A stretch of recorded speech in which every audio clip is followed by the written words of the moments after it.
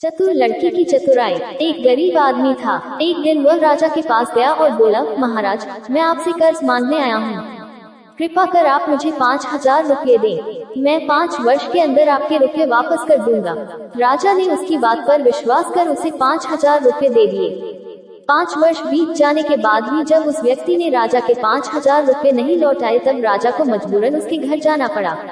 लेकिन वहाँ वह व्यक्ति नहीं मिला। जब भी राजा वहाँ जाता, बहाना बनाकर उसे वापस भेज दिया जाता। एक दिन फिर राजा उस व्यक्ति के घर गया। वहाँ और कोई तो नहीं दिखा। एक छोटी लड़की बैठी थी।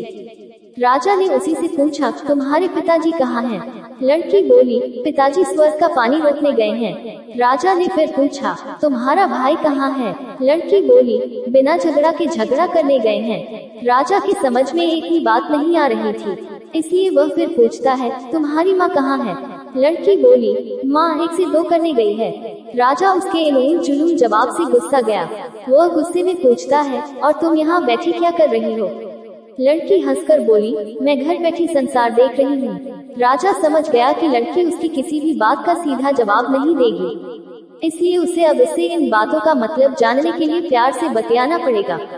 राजा ने चेहरे पर प्यार से मुस्कान लाकर पूछा, बेटी, तुमने जो अभी अभी मेरे सवालों के जवाब दिए, उनका मतलब क्या है?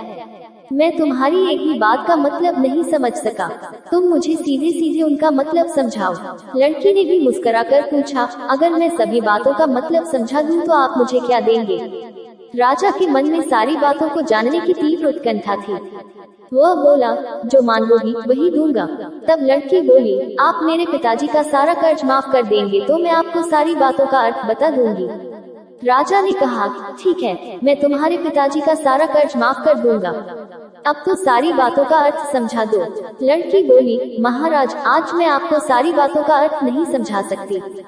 कृपा कर आप कल आइए, कल मैं जरूर बता दूंगी। राजा उस लड़की की बात को जानने के लिए बहुत ही उत्साहित था। उनको रात भर नींद नहीं आया और सुबह सुबह ही राजा अगले दिन फिर उस व्यक्ति के घर गया। आज वहाँ सभी लोग मौजूद थे। वह आदमी, उसकी पत्नी, बेटा और उसकी बेटी भी थी। राजा को देखते ही लड़की पूछी, महाराज, आपको अपना वचन याद है ना? राजा बोला, हाँ मुझे याद है।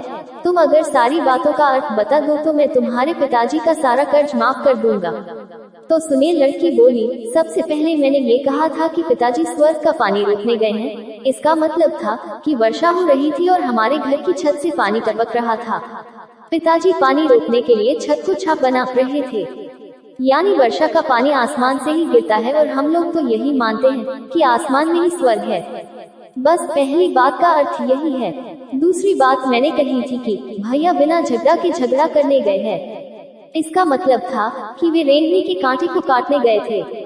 अगर कोई भी रेंगनी के कांटे को काटेगा तो उसके शरीर में जहाँ तहाँ कांटा गड़ ही जाएगा, यानी झगड़ा नहीं करने पर भी झगड़ा होगा और शरीर पर खरोंचे आएंगे। राजा उसकी बातों से सहमत हो गया। वह मन ही मन उसकी चतुराई की प्रशंसा करने लगा।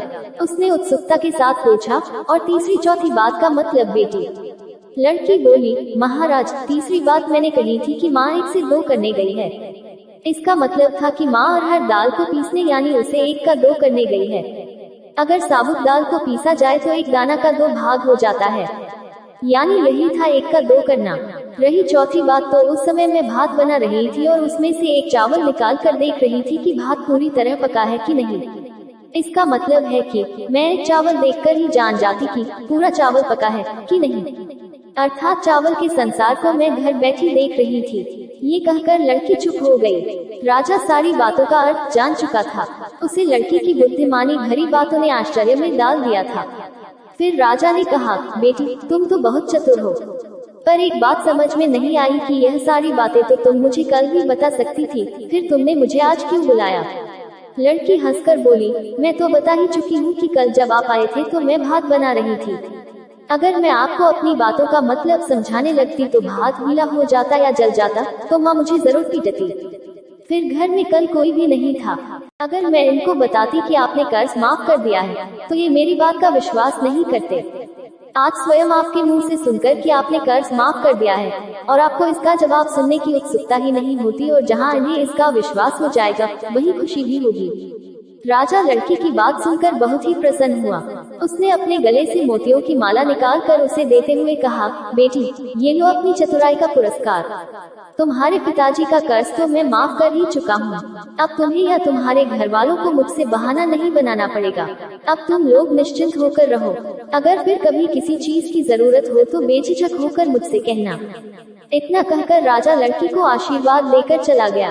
लड़की के परिवार वालों ने उसे खुशी से गले लगा लिया। यहाँ इस कहानी से हमें ये सीख मिलती है कि सामने वाला जितना भी क्रूर हो पर बुद्धि के बल से जीता जा सकता है।